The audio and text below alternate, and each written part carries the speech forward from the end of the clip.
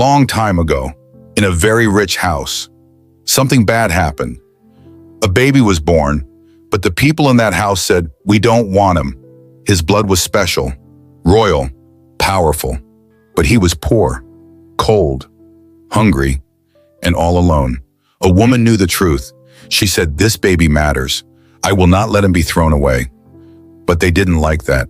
They told her to go far, far away. She said no. So they made her disappear. Or so they thought. Now the boy is grown. He found something. A paper, a picture, a truth, a big, scary truth that could make the whole country shake. A secret so dark it was buried for many, many years. But secrets don't stay quiet forever. And now, the storm has come, the light is shaking, and the boy is watching the face on the TV, the face that looks just like his own. What happens next will change everything. They came from two different worlds, one ruled by power, the other by survival. His name was Michael Okafor, the only son of one of the richest families in Nigeria. His father, Chief Kenneth Okafor, a man with power in every corner of the country. His mother, Madam Stella, beautiful, cold, always watching. Michael lived in a mansion so big, you could get lost and never be found. Gold curtains, marble floors, big gates, but in that big house, there was someone else. A girl. Her name was Grace. She wore old shoes. Her hands were always tired. She was the maid. Grace came from a small place, a place with cracked roads and tiny houses. Her mother sold roasted corn under a tree. Her father was gone. Every morning before the sun woke up, Grace left her neighborhood, crossed the city, and stepped into the world of gold and silence. The Okafor mansion. There she cleaned the glass that never had fingerprints. She polished floors that already shined. She walked like a whisper, and when she spoke, it was like the wind. Soft, gentle. Grace was not just quiet, she was careful. Careful not to be seen too much, not to speak too much. But Michael saw her. One afternoon when the birds were quiet, Michael came home from his private school in London. He walked through the big gate, past the driver, past the cooks, and there, he saw her. Grace kneeling on the floor, cleaning a broken glass, a cut on her hand. He stopped. "Are you okay?" he asked. She looked up, and their eyes met. For one small second, the world stopped moving. He offered her his handkerchief. She almost refused, but then she took it and smiled, just a little. From that day, Michael saw her everywhere. In the hallway, in the garden, in the kitchen. He didn't say much, but his eyes always followed her, and she noticed. In a house full of silence, their hearts began to speak, but loves that go out. In that house was a dangerous thing. Mr. Okafor was a man who liked control. He chose what his son wore, where he went, who he spoke to, even what he dreamed about. Madam Stella was no different. She smiled at parties, but her heart was ice. One evening, while Grace was dusting the library, she found a photo, a baby, wrapped in soft clothes with a birthmark on his neck. The picture was hidden inside a Bible, and someone had written on it with shaky hands, "The child of shame must never know." Grace froze. She turned the photo over. A name, a date, Michael's birthday. Her hands shook. The room felt colder. She tucked the photo back and said nothing. But inside her, a question had begun. Days passed. Michael and Grace spoke more.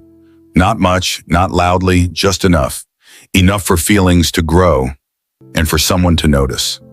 Madam Stella watched from behind curtains. Mr. Okafor's eyes narrowed at dinner. And then, one day, Grace was called to the sitting room. Mr. Okafor was there. His voice was calm, but his words were sharp. "You are getting too close to my son," he said. Grace bowed her head. "I'm sorry, sir. I didn't mean..." "You didn't mean to climb above your place?" She had no answer. He handed her an envelope, thick, heavy. "Take this, leave tonight, go back to your village, and forget everything." Grace looked at the money. then at his eyes. "I cannot," she whispered. Mr. Okafor stood. "Then you leave with nothing." That night, Grace packed her things, but not before slipping something into her pocket. The photo. Outside, the rain had begun to fall, a soft drizzle at first, then louder, heavier. She didn't look back, but inside that house, a storm was beginning. Michael asked the driver, "Where is Grace?" No one answered. Madame Stella said, "She left. She had family issues." But Michael knew something was wrong. In his heart, a hole had opened, and soon he would find the truth, a truth that had been buried, like an old secret. But secrets don't stay quiet forever. What happens when love grows where it shouldn't? And what happens when that love becomes a threat? Michael tried to forget her, but he couldn't. In the garden where they once spoke, he saw her smile. In the hallway, her laugh echoed like a ghost. And in his dreams, Grace was always waiting. So one morning he left, quietly, without telling his parents. He took a taxi to the other side of Abuja, to the place where the roads were broken, where the houses leaned, Grace's neighborhood. He asked around, showed her photo. An old woman with missing teeth said, "Ah, you mean the quiet one, the good one. She's at the tailor's shop down the road." He followed the path, and there, under a small blue umbrella, he saw her, Grace, sewing a school uniform. She looked up, her eyes widened. "Michael?" He didn't speak. He just walked closer. "Why did you leave without saying goodbye?" he asked. Grace's voice trembled. "Your father." Michael nodded. "I know." Silence. And then he did something that changed everything. He knelt beside her and held her hand. That day, a rich boy and a poor girl sat under a broken umbrella and forgot the world. Their hearts spoke. Their fears melted. And in that moment, love won. Days turned into weeks. Michael visited often. He brought food, books, flowers. Grace brought peace. They met in secret, under trees, behind churches. Until one morning, Grace felt something strange. Her hands shook. Her legs felt weak. She ran to the local clinic. The nurse looked at her, then smiled. "You're pregnant." Grace froze. "No, it can't be." But it was. A child. Michael's child. That night, rain fell hard again, just like the night she left the mansion. She told Michael. He didn't speak. He just held her. "We'll figure this out," he whispered. But deep inside, he was scared. Scared of his father, scared of his mother, and scared of what this meant. One small baby could shake the Okafor empire. That same night, in the big mansion, Mr. Okafor spoke to his wife. He poured a glass of brandy and said, "That girl, she's trouble. I feel it." Madame Stella closed her eyes. "This child will destroy us all." 2 weeks later, a man in a black suit knocked on Grace's door. He gave her a letter. Inside was a plane ticket and an envelope. Money, so much money, and a note. "Take this, abort the child, leave the country, never return. Chinade by KO." Grace's heart pounded. She folded the note. Slowly. She looked at the money. She thought that this money could change their lives. She held her belly. The baby was small, but it was hers. She rejected the money. "You'll regret this, Grace," the man said. But Grace said nothing. She walked back inside and burned the letter. When Michael heard what happened, he shook with anger. "They sent a man to threaten you?" Grace nodded.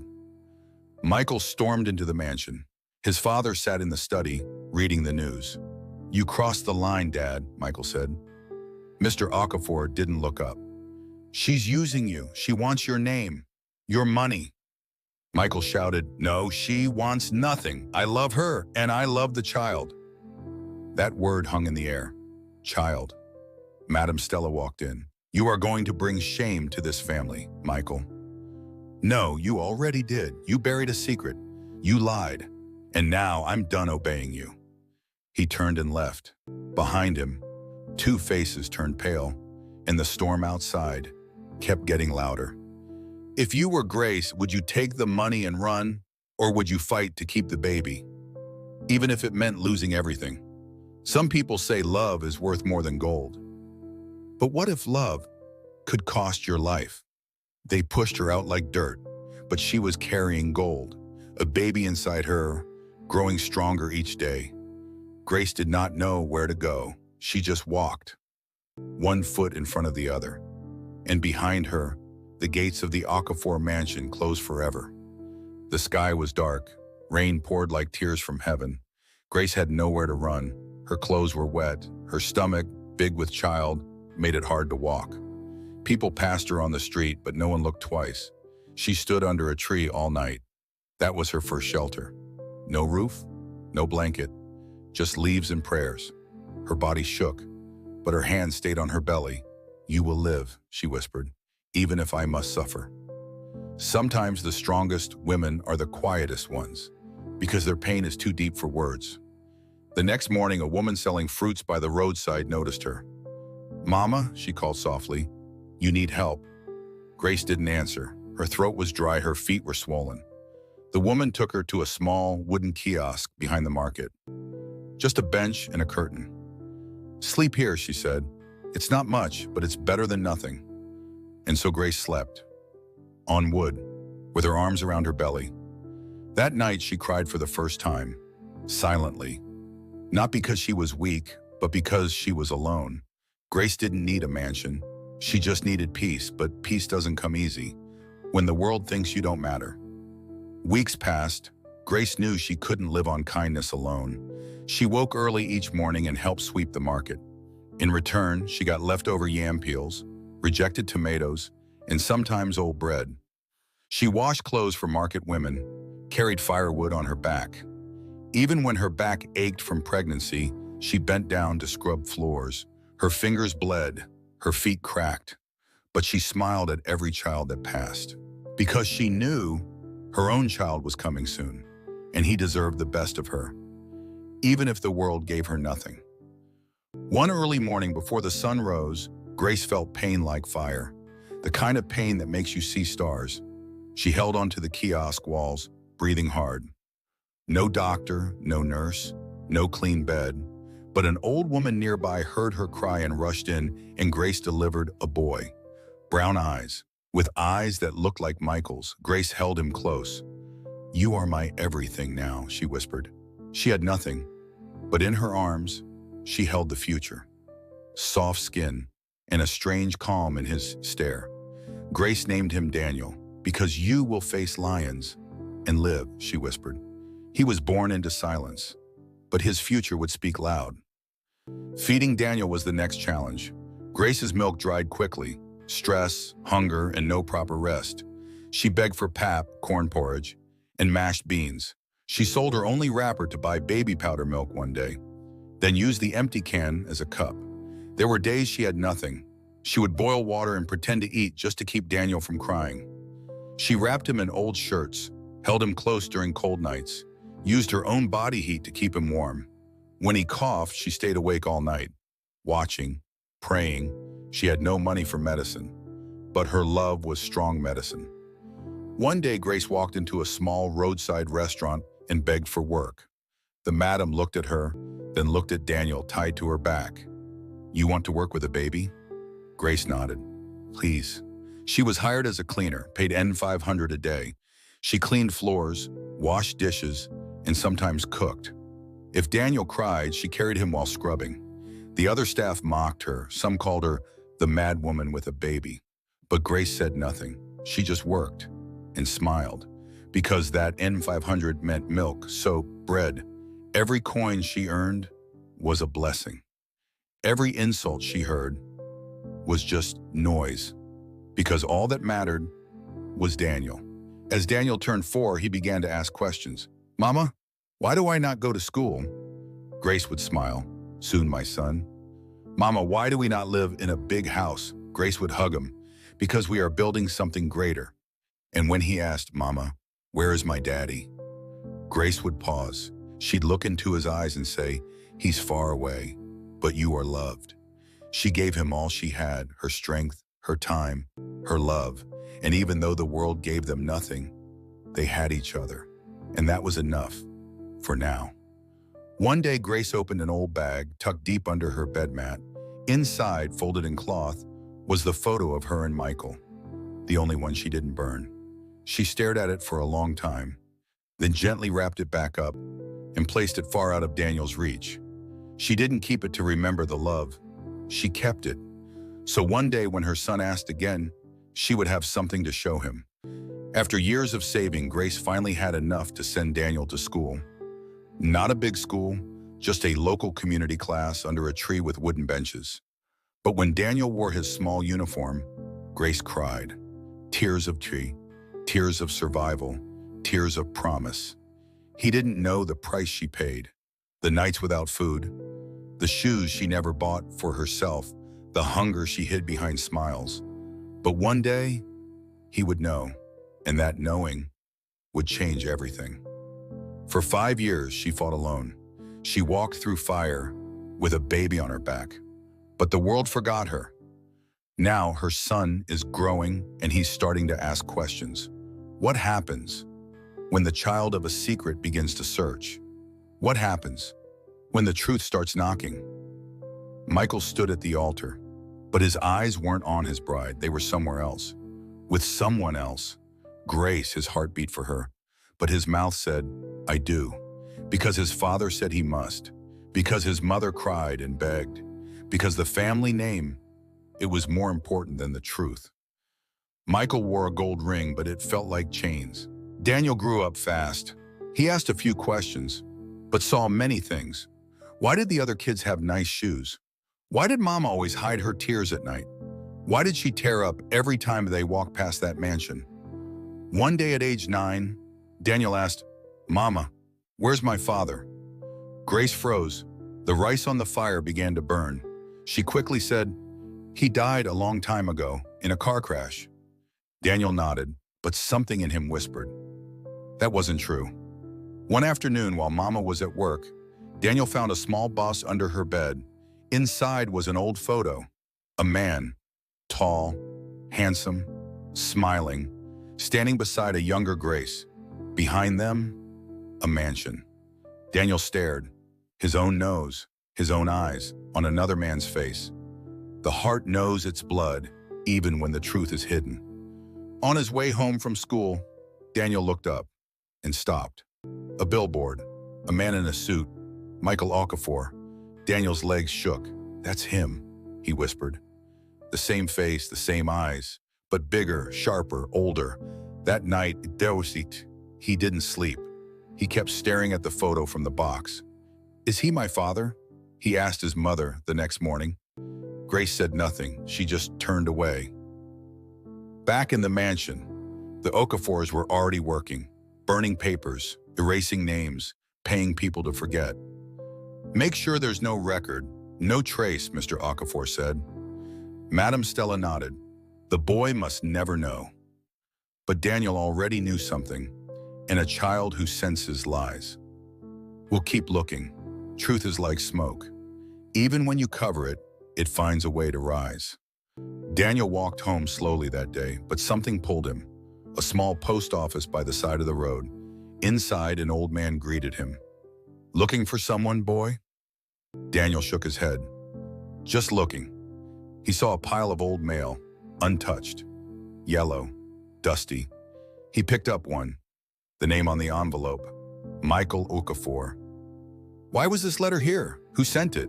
And why? Was it never delivered? Every lie leaves a shadow, and every secret leaves a trail. Daniel is getting closer, but some truths are dangerous to know. What would you do? If your father was the man who erased you, some secrets are buried for years, others for lifetimes. But nothing stays hidden forever. And when the child of a secret rises, the whole world watches. Daniel was now 22, sharp, smart, studying journalism in Lagos. But something still haunted him, an emptiness he couldn't name. One day while helping his mother clean the house, he found it again, the old envelope hidden under a mat. His mother had forgotten it was still there. Inside were a photo of Grace and Michael smiling, a folded letter signed M, a cassette tape marked proof. Daniel's hands shook. He looked at Grace. "Mama, is this him?" Grace didn't answer. Tears gathered in her eyes, and that was all the answer Daniel needed. He had always known, but now he had proof. And once the truth touches your skin, it burns until justice comes. Far away, Michael Okafor was shining on national TV, a powerful politician, rich, handsome, loved by the people. He spoke of truth, family values, and fighting corruption. Daniel watched him on the screen and felt his heart pound. He called himself a man of integrity, but the child he threw away was watching. And now he was ready to speak. Daniel worked night after night, gathering everything. He scanned the old photo, typed out the letter, converted the cassette to audio, wrote a full blog post with dates, locations, and the truth Grace never told the world. Then he pressed send. Within minutes, social media exploded. Breaking news: heir to power, father of a hidden son, politician Michael Okafor accused of abandoning child with housemaid. Who is Daniel? Is this Nigeria's hidden first son? Blogs, TV, radio, WhatsApp groups, university debates.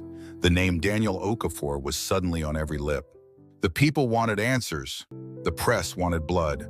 And the Okafor family wanted silence. Mr. and Ms. Okafor held a press conference. "He is not our grandson. This is a political attack. We don't know that woman." But the world wasn't convinced. The photo was real. The letter had Michael's handwriting. The voice on the tape said clearly, "Grace, I love you. I wish we could raise this child together, but my parents will never allow it." The empire was cracking. Years of lies, years of silence, were falling like dominoes. Grace, who had once lived in shadows, was now on every TV channel. Reporters came to her door. "Did Michael really leave you? Why didn't you speak all these years? Why now?" But Grace kept her answers short. "I didn't want revenge," she said quietly. "I just wanted my son to know where he came from." She didn't want fame. She didn't want fortune. She just wanted her son to stop living in the dark. The pressure became too much. Michael finally went on live TV. The world watched. "I was young. I made a mistake. I loved Grace, but I was afraid. I was weak. I'm sorry." He paused, looked into the camera. "And Daniel, if you're watching, I never stopped thinking of you." He wiped a tear. Some believed him, some didn't. But Daniel watched in silence. Text messages, phone calls, letters, voice notes. "Please, my son, talk to me. I want to meet you. I want to make things right."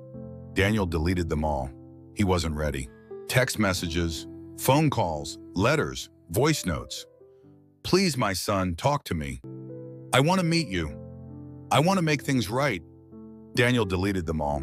He wasn't ready. Ready. It's easy to say sorry after the world forces your mouth open. But where was that voice? When a young mother begged for help, where was that hand? When a child cried in hunger, business partners withdrew, campaigns canceled, supporters turned, protesters stood outside the Okafor mansion with signs, "Tell the truth. Honor Grace. Daniel deserves better." Michael's father collapsed from stress. His mother locked herself in her bedroom for days. The house that once stood tall was now drowning in its own secrets. One night, Daniel stood outside the Okafor mansion, the same gate that had shut out his mother 22 years ago. He didn't ring the bell. He just looked and whispered, "I'm not your shame. I'm your storm." He turned and walked away. He told the world the truth. He broke the silence. He shook the system. But truth comes with a cost. He gave up peace for justice. Now the man who once smiled on TV wants to be called father. But should Daniel forgive or let the empire fall? Dear viewers, what would you do? Forgive the man who denied you for 22 years, or walk away and never look back? Not all victories come with celebration. Not all truths bring peace. Some truths tear down everything, and what's left behind is not joy, but ashes. The pressure became unbearable. The media storm refused to die. Michael Okafor, once considered the future president of Nigeria, stood before a row of microphones and made the announcement, "I am stepping down to take responsibility for my personal failures." He didn't cry. He didn't smile. He looked like a man carrying a ghost on his back. He walked away from the podium, not with pride, but shame. He had everything: power, fame, wealth. But he lost the one thing he never truly held: his son. The mansion was no longer filled with laughter or political visitors. Curtains were drawn. Reporters camped outside. The once feared Mr. Okafor stopped appearing in public. Mrs. Okafor fired half the staff and became a recluse. They were still rich, still connected, still powerful. But the public's love had turned to disgust. "They won't fall completely," one journalist said. "People like that never do, but the name will never shine the same again." They buried a child to protect their name, but now their name was covered in the same dirt. Michael came to see Grace. He didn't come with cameras. He didn't wear a suit. He came like a man who had lost everything except guilt. He stood outside her small home. She came to the door, looked at him. He opened his mouth to speak, but she gently raised a hand. "I forgave you long ago," she said, "but forgiveness doesn't mean welcome." She closed the door. Michael stood there for a long time. She had already lived her punishment. She had cried the tears. He was too late. Daniel stood at the gates of the university he had just graduated from. A degree in journalism, honors, a name built by hard work, not scandal. He had gotten offers from international media outlets. He could stay in Nigeria and fight for truth, or leave and disappear. He packed his bag. He left the envelope, photo, tape, letter on the table for Grace. "I'm not running away," he said. "I just need to find who I am without them." He walked out into the early morning sun, not in anger, not in pain, but in peace. Not every war ends with victory. Some end when the one who was hurt chooses to walk away. On the cover of the Daily Times, a bold title read, "The Price of Love, the Scandal That Shook a Nation." With a photo beneath it, a split image of Grace as a young maid and Daniel as a graduate. No mention of the Okafors in the title. No trace of Michael's political crown. Just the truth, and those who paid the price for it. In an unguarded moment, Michael sat in his car, parked a short distance from Daniel's apartment. He saw his son exit the building with a backpack, ready to travel. Michael didn't come closer. He just watched. The driver turned to him. "Sir, are you all right?" Michael nodded, slowly, sadly. "I just wanted to see him as a man. The man who once turned away from a child, now watched him walk out of his life." Daniel walked alone down a quiet road. The sun was setting. Cars passed. Children played by the roadside. Life moved on. He paused, looked behind him. No one was there. And then he smiled faintly. He didn't need their name. He didn't need their mansion. He had something more powerful: the truth and the choice to write his own story. So now the truth is out. The world knows what they did. But is that enough? Should Grace have accepted the apology? Should Daniel have stayed and fought more? Should Michael be forgiven? Or are some wounds too deep for time to heal? One thing is clear. Love is not always kind. Family is not always fair. And sometimes, the strongest thing you can do is to walk away. One love story ended in silence, but the echoes of betrayal still whisper through the bloodline. A mother's sacrifice, a father's guilt, a son's rebellion. But not every story ends. Some stories awaken something darker. Because while Daniel walked away from the Okafors, another child in another town is about to uncover a curse so ancient, so deadly, it was never meant to be spoken aloud. If this story shook you, imagine what's coming next. What do you think happened to Daniel and his father? Did they ever meet again? Did forgiveness come too late? Tell us in the comments. Your theory might just be part of the next episode. Please like, share, subscribe. because the truth is just the beginning. And the next tale, it's not just about family secrets. It's about a curse that refuses to die.